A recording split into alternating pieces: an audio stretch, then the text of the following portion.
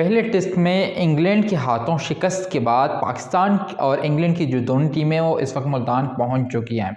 और अब तक का जो सबसे बड़ा सवाल है पाकिस्तान टीम का वो है कि इंजर्ड हारिस रऊफ़ की जगह किसको खिलाएं, कौन होगा वो आपका मेन बॉलर नसीम शाह के बाद जिसको आपने खिलाना है। जाहिद महमूद पहले टेस्ट में फ्लॉप हो चुके हैं, वो वहाँ पे उनको कोई खातिर ख्वाह कामयाबी नहीं मिली, ऑल दो ही कंसीडेड टू मेनी रन्स। अब आप किसकी तरफ जाएंगे, अबरार की तरफ जाएंगे या फिर जाहिद महमूद को आप कैरी करेंगे, ये भी एक बड़ा सवाल है।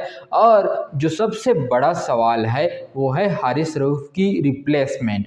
आपने हारिस रऊफ़ की T20 की जो परफॉर्मेंस है उनको देख के टेस्ट में तो आप ले आए उनको, हालांकि उन्होंने ज़्यादा से ज़्यादा 7 से 8 फर्स्ट क्लास मैचेस खेले और आई थिंक 60 या 50 और उन्होंने टोटल रेड बॉल के साथ किए हैं। यही उनका रेड बॉल एक्सपीरियंस था और उसी बेस पे आप उनको आगे लेके आए। और होना तो ये चाहिए था कि जो आपका क़ायद-ए-आज़म ट्रॉफ़ी है, फर्स्ट क्लास मैचेस होते हैं, आप वहाँ से किसी को पिक कर लेते या फिर जो अब्बास हैं उसकी तरफ जाते, मोहम्मद अब्बास, चूँकि वो एक्सपीरियंस भी हैं, 25 टेस्ट मैचेस वो खेल चुके हैं और वो आपको पहले कई कामयाबियाँ दिलवा चुके हैं। या अगर आप नए ब्लड को टेस्ट करना चाह रहे थे तो you should go for Mir Hamza instead of Haris Rauf. Haris Rauf is a brilliant bowler, मगर उनकी जो मसल्स हैं, उनकी जो डेवलपमेंट है वो रेड बॉल के लिए नहीं हुई हैं अब तक। आप शहीनशाह आफरीदी को रेड बॉल खिलाते हैं, वो खेलता है, वो फर्स्ट क्लास मैचेस खेलता है। इसके अलावा वो नसीम शाह जो हैं वो आया भी टेस्ट मैचेस की तरफ से था, टेस्ट मैचेस में आया और उन्हें टेस्ट मैचेस खेले, मगर इस वक्त नसीम शाह के अलावा आपके पास कोई भी जो टेस्ट एक्सपीरियंस वाला बॉलर है वो नहीं है। अब आते हैं पाकिस्तान का जो मुल्तान का टेस्ट है। मुल्तान की टेस्ट पिचेस जो है वो लगता तो ऐसी है कि जैसे पिंडी की फ्लैट और बेजान टेस्ट यानी मुर्दा डेड विकेट जैसी तैयार हुई थी और बॉलर्स के लिए कुछ था नहीं वहाँ पे, मगर फिर भी England bowlers did very well कि उन्होंने वहाँ पे भी 20 विकेटें निकालनी और जो कामयाबी थी टेस्ट मैच था पहला वो अपने नाम किया।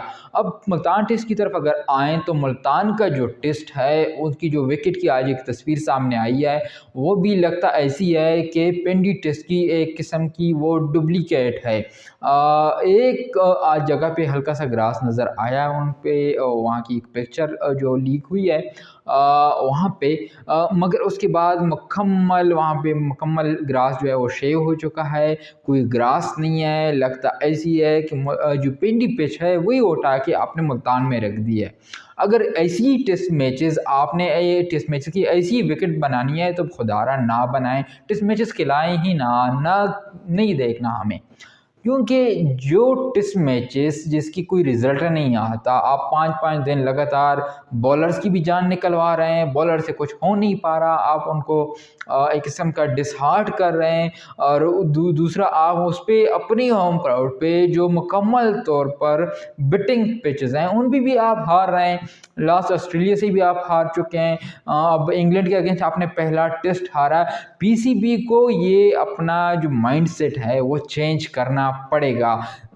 टेस्ट और जो वाइट बॉल क्रिकेट है उसकी पिचेस अलग होती हैं। आपने खुद अभी क़ायद-ए-आज़म ट्रॉफी के लिए कैसी पिचेस बनाई, रिजल्ट ओरिएंटेड, आप वहाँ पे बैट एंड बॉल की कंपटीशन देखना चाहते थे, रखना चाहते थे, so you made a test oriented pitches.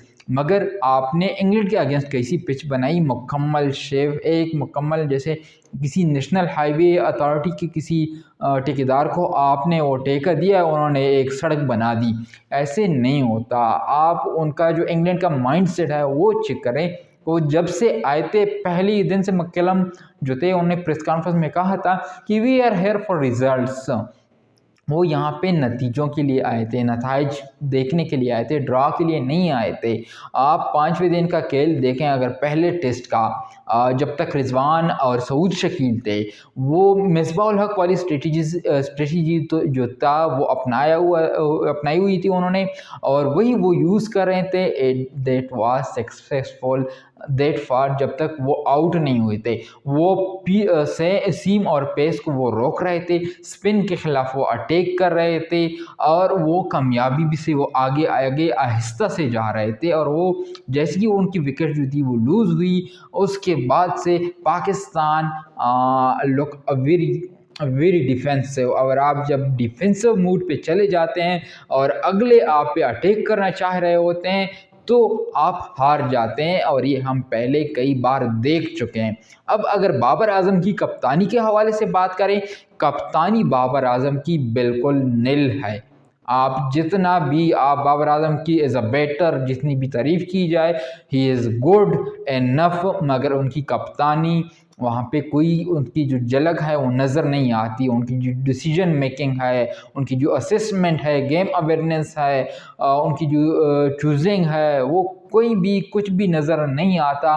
जब उनके अगेंस्ट कोई एक कम्पिटिटिव या एक स्ट्रॉन्ग साइड उनके अपोनेंट होती है, तो उनकी जो पूरी कप्तानी है वो लड़खड़ा जाती है। वो कंफ्यूज हो जाते हैं कि उन्होंने करना क्या है, किस माइंडसेट के साथ उन्होंने जाना है।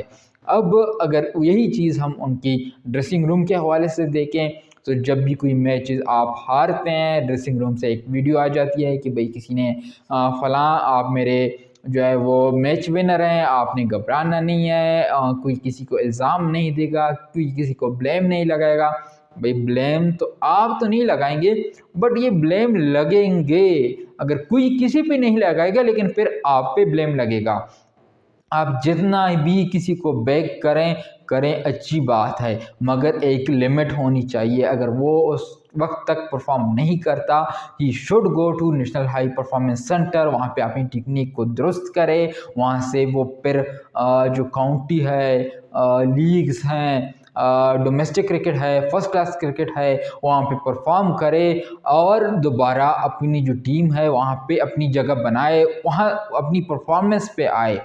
अब अगर हम बात करें बाबर आजम की कि वो एज़ आ बैटर कैसे हैं, no doubt he is a great batsman. दुनिया उनकी तारीफ़ करती है। वो एक ऐसे बैटर हैं जो स्पेशली वनडे और टेस्ट में जो आपको कैरी कर सकते हैं एक लंबे अरसे तक।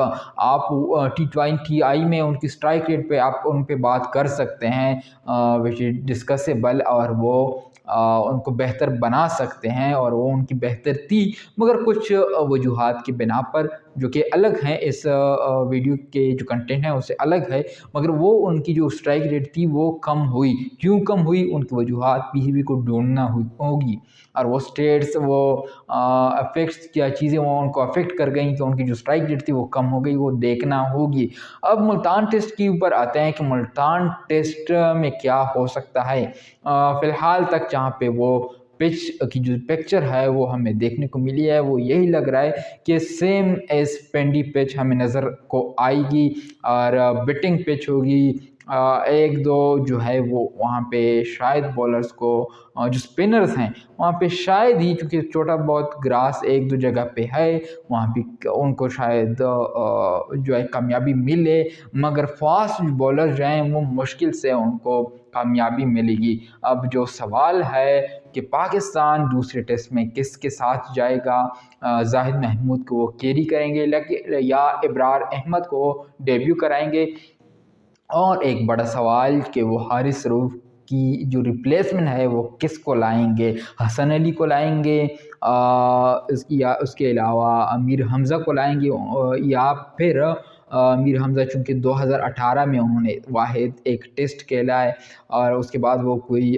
रेड बॉल नहीं खेली है नेशनल टीम में, तो उनको लाएंगे, या फिर आप जाएंगे मोहम्मद अब्बास की तरफ। मोहम्मद अब्बास चूँकि एक एक्सपीरियंस बॉलर है, 25 टेस्ट मैचेस खेले हैं, और उन्होंने कई बार आपको जितवाया भी है, आपकी जो जीत है उसमें अहम किरदार भी अदा किया है। तो ये एक बड़ा सवाल है।